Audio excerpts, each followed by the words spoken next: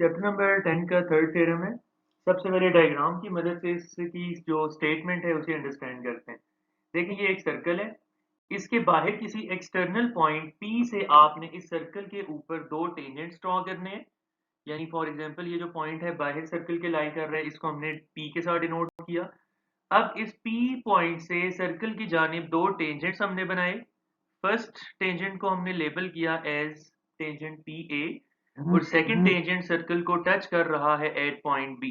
अब ये PA और PB सर्कल के दो टेंजेंट्स हैं। इन दोनों को आपने आज के इस थ्योरम में एक दूसरे के इक्वल प्रूव करके दिखाना है। यानी you need to prove that these two tangents are equal. देखें, जब भी दो टेंजेंट्स की इक्वलिटी की बात होती है, किसी टेंजेंट की लेंथ की बात होती है, तो किसी भी टेंजेंट की लेंथ से क्या मुराद होता है ये बात आपको पता होनी चाहिए, क्योंकि ये बात एक तो कंसेप्ट बनाने के लिए इंपॉर्टेंट है, दूसरा एमसीक्यूज में भी पूछी जा सकती है। तो टेंजेंट का जो स्टार्टिंग पॉइंट होता है और उसका जो पॉइंट ऑफ मीटिंग पॉइंट होता है उसका सर्कल पे जिसको वो टच करता है, स्टार्टिंग पॉइंट और मीटिंग पॉइंट के दरमियान तक का जो डिस्टेंस होता है, this is called length of tangent. अभी देखें, फर्स्ट ऊपर वाला टेंजेंट कहाँ से शुरू हो रहा है, पॉइंट P से, और सर्कल को A के ऊपर टच कर रहे हैं, सो उसकी लेंथ होगी PA। और लेंथ की जब बात होगी, टेंजेंट की लेंथ की बात होगी, तो ये लाइन सेगमेंट की नोटेशन आएगी। और जब सिर्फ और सिर्फ टेंजेंट की बात होगी तो फिर PA के ऊपर ये एरो आएगा। ये बात आप याद रखिएगा। अब है इसकी statement, two tangents drawn to a circle from a point outside it are equal in length. वो दो टेंजेंट्स जिनको सर्कल के किसी एक्सटर्नल पॉइंट P से सर्कल की जानिब ड्रॉ किया जाता है, वो लेंथ वाइज इक्वल होते हैं, ऐसा आपने प्रूव करके दिखाना है। इसके बाद है हमारे पास गिवन की हेडिंग।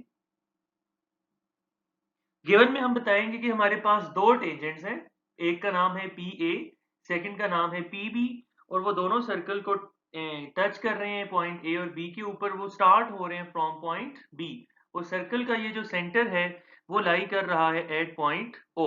इसे हमने O के साथ रिप्रेजेंट कर दिया, तो ये हमारा बन जाएगा given. Two tangents PA and PB are drawn from an external point P to the circle with centre O। To prove क्या है, we need to prove that measurement of PB is equal to measurement of PA। यहाँ पे PA होना चाहिए, ये एक mistake थी, तो याद रखिएगा, we need to prove that measurement of PB is equal to measurement of PA। इसके बाद हमारे पास है कंस्ट्रक्शन। देखिए कंस्ट्रक्शन में हमने क्या करना है, सब पॉइंट्स को एक दूसरे के साथ ज्वाइन कर देना है। ये जो आपके पास पॉइंट A है, इससे हम ज्वाइन कर देंगे पॉइंट O के साथ, यानी सर्कल के सेंटर के साथ। सिमिलरली सेंटर को जो है हम पॉइंट B के साथ भी ज्वाइन कर देंगे। और एट द एंड ये जो एक्सटर्नल पॉइंट P था, इसको भी हम सर्कल के सेंटर यानी पॉइंट O के साथ ज्वाइन करते हैं। तो ये as a result of this joining हमें दो राइट एंगल ट्राइंगल्स मिल जाएंगे। आप जानते हैं कि टेंजेंट और रेडियस हमेशा एक दूसरे पे परपेंडिकुलर होते हैं, देयरफॉर ये angle A will be equal to 90 degrees. Similarly point B के ऊपर बनने वाला ये एंगल भी 90 डिग्रीज होगा, because radius OB is perpendicular on to the tangent PB। इन बातों को भी कंस्ट्रक्शन में हमने लिख दिया कि join O with A, B and P so that we form two right angle triangles OAP and OBP। अब देखें इस थ्योरम को प्रूव कैसे करेंगे।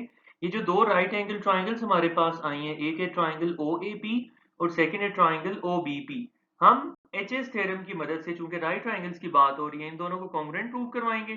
फिर हम कहेंगे देखें दोनों ट्राइंगल्स कॉन्ग्रुएंट है, देयरफॉर इनकी जो करस्पॉन्डिंग साइड्स हैं PA और PB वो भी एक दूसरे के कॉन्ग्रुएंट होंगी और यहाँ आके हमारा रिजल्ट प्रूव हो जाएगा। तो सबसे पहले इन दोनों राइट एंगल ट्राइंगल्स की करस्पॉन्डेंस लिखी। इसको पढ़ते हैं कि in correspondence between right angle triangles OAP and OBP। आप जरा देखें इनके कौन कौन से एलिमेंट्स हैं जो इक्वल है। 90 के सामने वाली साइड हाइपोटेन्यूज होती है OP, वो दोनों के अंदर कॉमन है। इसी तरह OA is equal to OB because radii of the same circle are equal, और पॉइंट A और B पे बनने वाले दोनों एंगल्स राइट एंगल्स हैं। तो HS थ्योरम की कंडीशंस फुलफिल हो रही हैं। उनकी कंडीशंस फुलफिल होने के बायस दोनों ट्राइंगल्स कॉन्ग्रुएंट हो रही हैं। इन बातों को लिख दिया कि पॉइंट A और B पे बनने वाले दोनों एंगल्स 90 हैं, बिकॉज टेंजेंट और रेडियस एक दूसरे पे परपेंडिकुलर होते हैं। उसके बाद है हाइपोटेन्यूज कॉमन है दोनों में, और फिर OA जो है वो OB के इक्वल है because radii of the same circle are equal.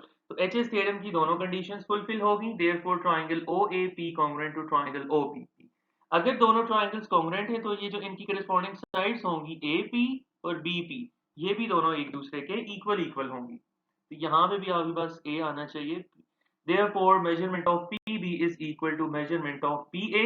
इसकी रीजन ये जरूर मेंशन कीजिएगा कि corresponding sides of congruent triangles are always congruent।